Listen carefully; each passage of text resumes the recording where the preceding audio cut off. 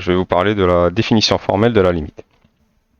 Donc, pour commencer, je vais d'abord juste la lire, et ensuite on va la détailler plus en profondeur. Donc, la limite de f de x quand x tend vers a, ok, est égale à L si pour n'importe quel nombre epsilon supérieur à 0, il existe un nombre delta supérieur à 0 aussi, tel que la valeur absolue de f de x moins L est inférieure, strictement inférieure à epsilon, donc ce nombre-là, tant et aussi longtemps que la valeur absolue de x moins a est strictement supérieure à 0 et strictement inférieure à delta, qui est un nombre aussi, ce nombre ici. Donc, avant de détailler plus en profondeur, je vais d'abord expliquer c'est quoi cette syntaxe où on a des valeurs absolues un peu partout.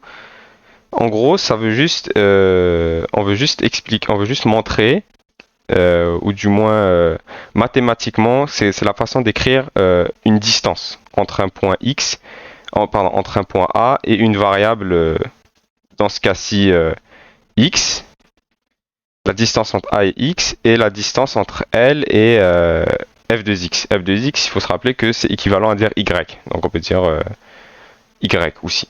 En gros, si on se base sur un schéma plus simple, supposons qu'on a juste un seul axe, imaginez l'axe x seul, c'est pas grave, c'est juste un axe seul, et on a le point 3, ok?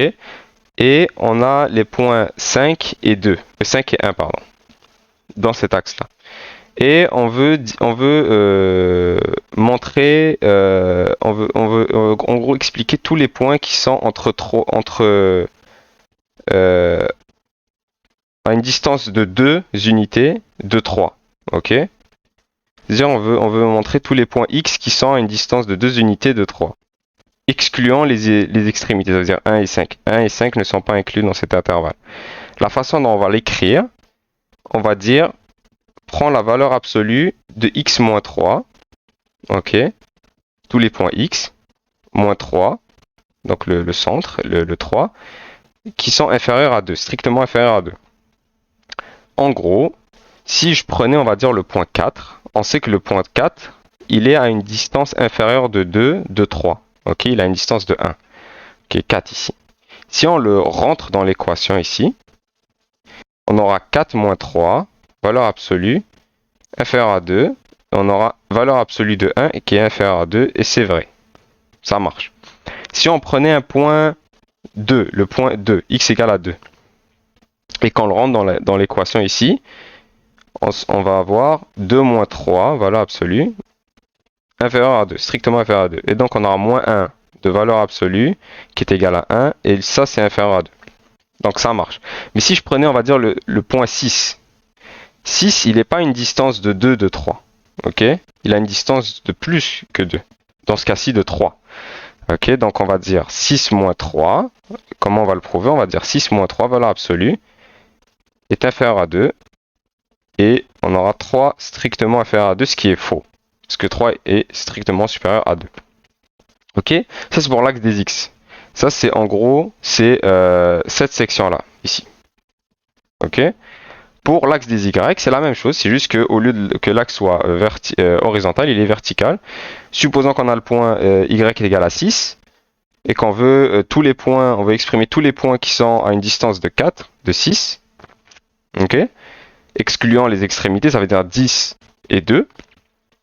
Si je prenais par exemple le point 4, moins 4 ici, si on veut voir s'il est à une distance de 4, strictement inférieur de 4, de 6, on va le rentrer dans l'équation et on aura 4 moins 6, ce qui est égal à moins 2, inférieur à 4, et ça c'est 2 est inférieur à 4, et ça c'est vrai.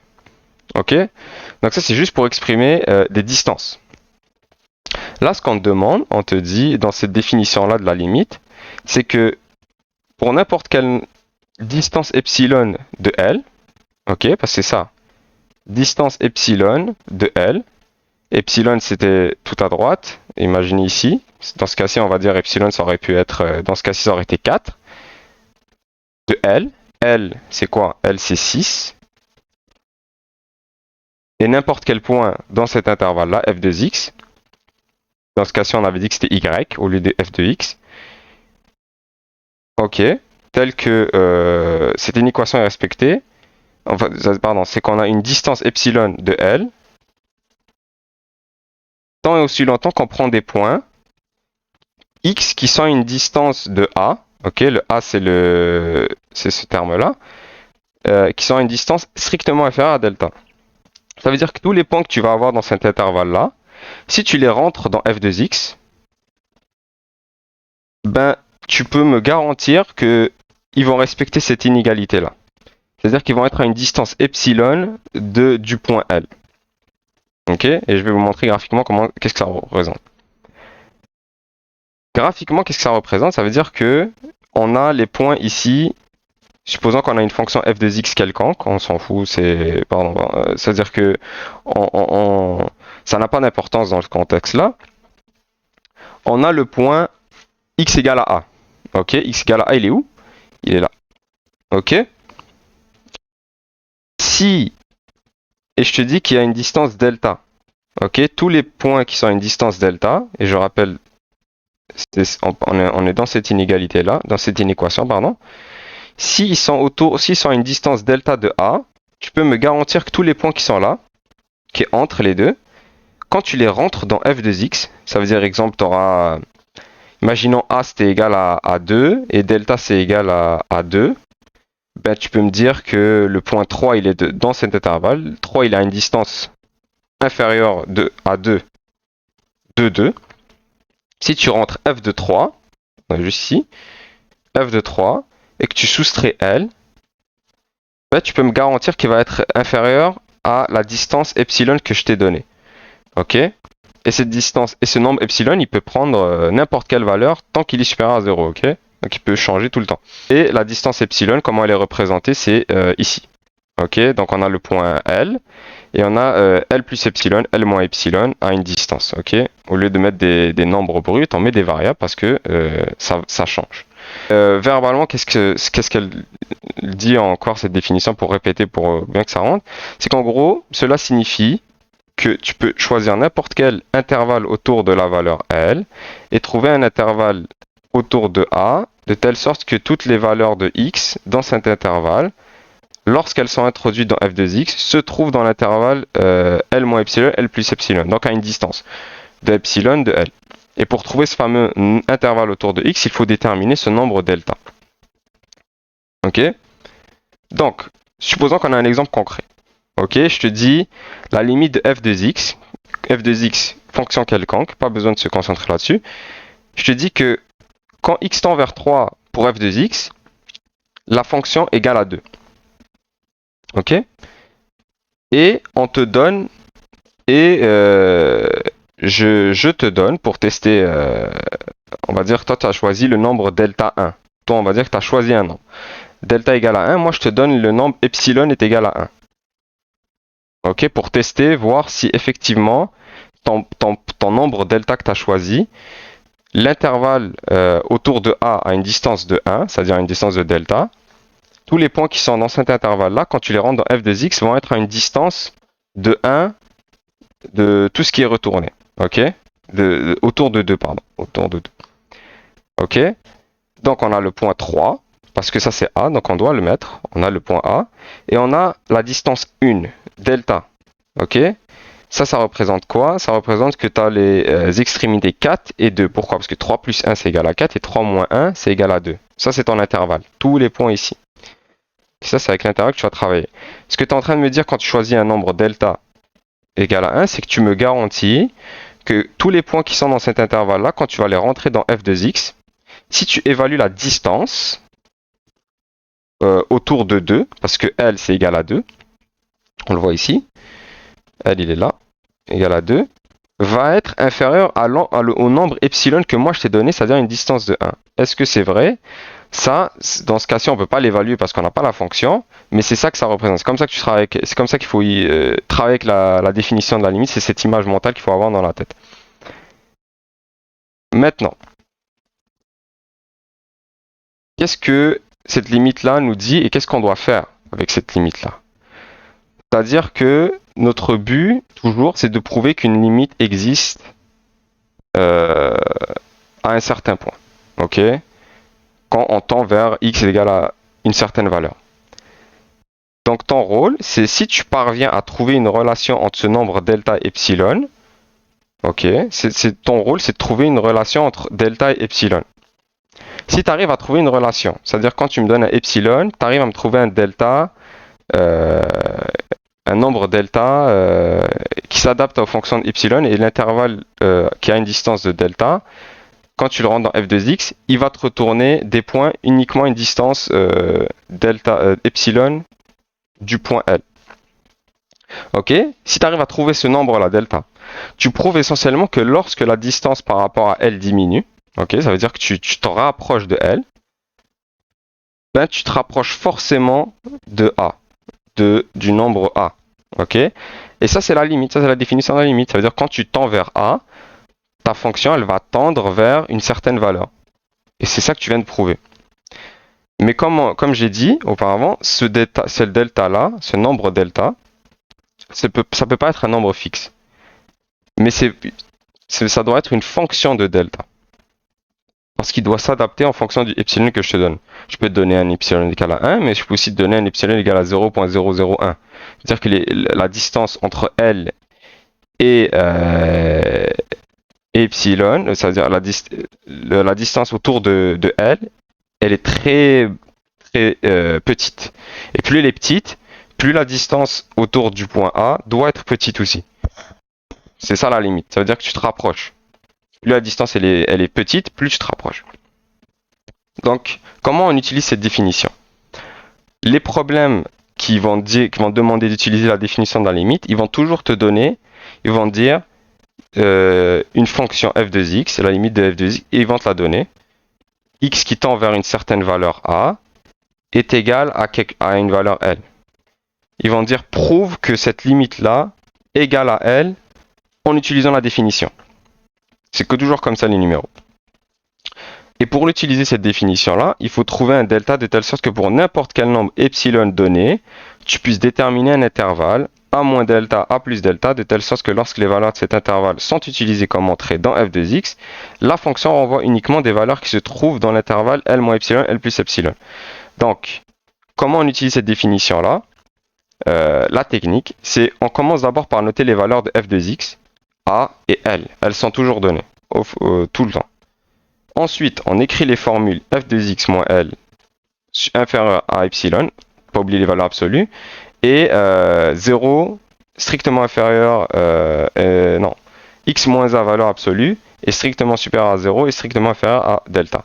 On remplace toutes les variables de l'étape 1, f de x, a et L, dans ces formules-là, c'est-à-dire ici, et on doit manipuler cette équation-là, cette inéquation-là, cette valeur absolue-là, cette valeur absolue-là dans cette inégalité-là, pour arriver à la forme x moins, valeur absolue de x moins a, en prenant en compte les deux côtés de l'inégalité. Ok. Ensuite, on va transformer cette expression en une forme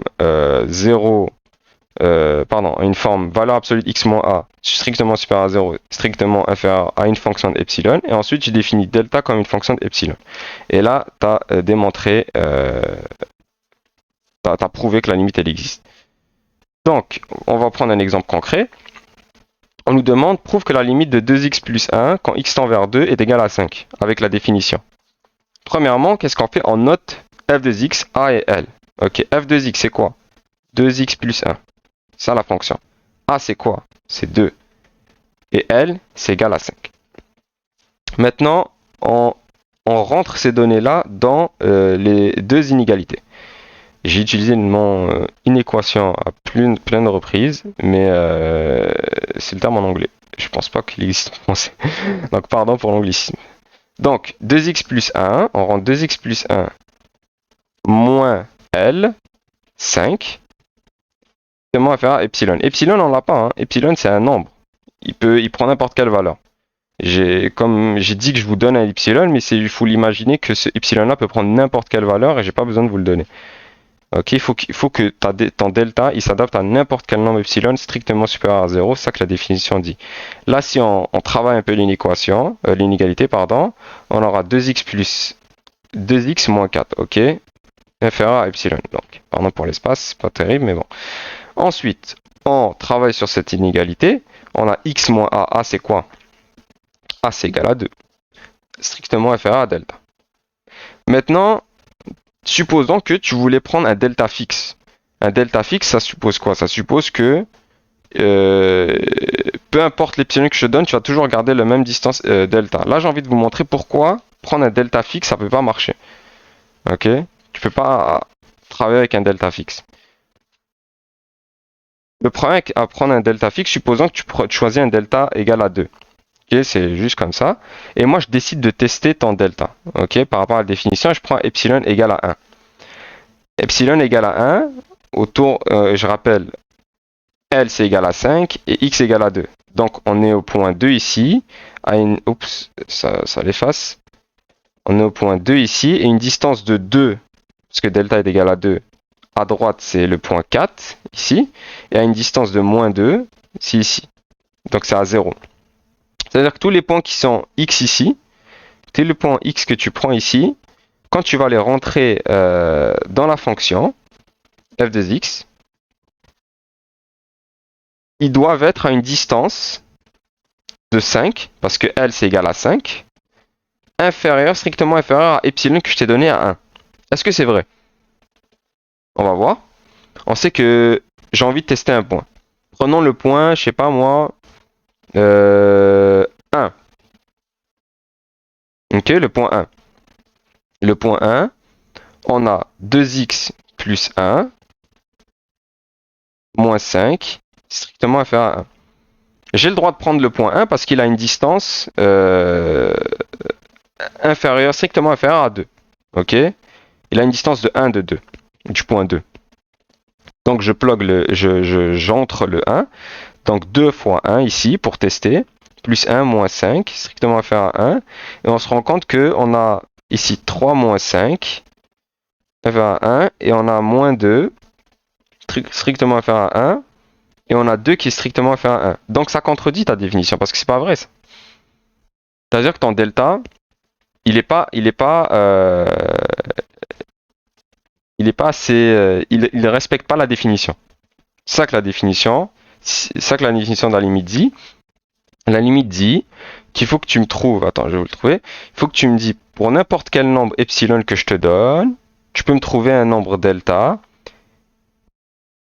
tel que quand tu rentres les points delta qui sont à une distance de A, ici, tous les points qui sont dans cet intervalle-là, x, quand tu les rentres dans f de x, ils sont à une distance strictement inférieure au epsilon que je t'ai donné.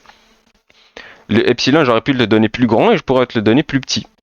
C'est pour ça que si ton argument c'est ok, juste à prendre un delta vraiment petit de sorte à ce que tous les points qui sont autour de A vont respecter la définition, sache que je pourrais toujours te donner epsilon encore plus petit. C'est-à-dire, je peux te donner epsilon de 1 fois 10 à la moins 20. 1 fois 10 à la moins 20, c'est rien. Et encore plus petit, 1 fois 10 à la moins 30, et ainsi de suite. Ok? Donc ça marche pas vraiment comme façon pour prouver la limite. Parce que tu prouves pas que quand ton epsilon diminue, ton delta diminue, et donc si ton delta diminue, ça veut dire que tu t'approches de A, et donc tu t'approches de L. Non, ça c'est pas la bonne technique. La bonne technique, c'est qu'il faut trouver un delta qui est une fonction d'epsilon. Ça veut dire si je te donne un epsilon, toi tu vas me trouver genre une équation qui va comme jouer avec le nombre d'epsilon, puis toujours me trouver un nombre delta qui s'adapte à cette valeur d'epsilon là. Et pour ce faire, il faut travailler avec les inégalités. Ok? Il faut travailler tout d'abord, tu commences toujours comme ça, avec l'inégalité, cette inégalité-là. Ok? Et tu dois réussir à arriver à une inégalité qui ressemble à ça. Fonction d'epsilon. Ok? Et ensuite, tu as juste à dire que cette fonction d'epsilon-là va être égale à ton delta. Et là, tu auras trouvé ton delta. C'est-à-dire que, dans ce cas-ci, cette inégalité-là, on avait dit qu'elle était égale à ça. 2x moins 4 strictement inférieur à epsilon. Donc on a 2x moins 4 strictement inférieur à epsilon. Ok? Ça, il faut réussir à travailler cette inégalité-là pour arriver à cette inégalité-là qu'on avait, qui était 0 strictement inférieur ici, pardon, ici, x moins 2 strictement inférieur à delta. Ok? Inférieur à delta. Ok? Donc ça, c'est ton énoncé que tu veux qu'il soit vrai. Ok? Si on assume que cet énoncé est vrai et qu'on arrive à dériver un énoncé aussi vrai, ben on pourra dire que on pourra jouer avec epsilon puis delta. Vous allez voir. Donc 2x moins 4 strictement inférieur à epsilon. J'ai dit qu'il faut le manipuler algébriquement pour qu'il se transforme avec cet énoncé là. Donc on peut factoriser un 2 strictement inférieur à epsilon. On sort le 2 de la valeur absolue, on a le droit de faire ça parce qu'on est dans une valeur absolue. Les multiplications, ça marche. On divise par 2 cette inégalité-là, et on a x moins 2 strictement inférieur à epsilon divisé par 2. Là, vous allez me dire, ok, mais ça c'est delta, puis ça c'est epsilon par 2, divisé par 2. On n'a pas le droit de faire ça. C'est pas vraiment la même chose. Comment je vais? Tout ce qu'on a à faire, c'est de dire que delta va être égal à epsilon divisé par 2. Ok, ça c'est ton guess, entre guillemets. Ça tu devines intelligemment. Ok? Qu'est-ce que je veux dire par là? Ça veut dire que ton but c'est de trouver un intervalle qui a une distance de delta qui s'adapte à ton epsilon. C'est-à-dire que si tu me prends maintenant que ton delta est égal à epsilon divisé par 2, tu peux me prouver que si tous les points x qui sont à une distance de epsilon divisé par 2 de 2 vont respecter cette inégalité-là. Cette inégalité-là. Obligatoirement. Pourquoi? Parce que maintenant, on a juste à faire l'équation inverse, l'effet inverse. Si tu me dis, ok, je vais te donner epsilon, je vais te donner un delta, parce que j'ai trouvé un nombre delta, qui est égal à epsilon divisé par 2. Ok? Ça veut dire que si je le rentre dans l'inégalité ici, qui était x moins 2 inférieur à epsilon divisé par 2, tu peux me prouver que tous les points f de x qui sont à une distance de 5 sont à une distance strictement inférieure à epsilon. Est-ce que c'est vrai? Ben, on a juste à dériver ça. On va faire 0, 2 fois x moins 2, qui est strictement inférieur à epsilon. Je vais continuer en bas.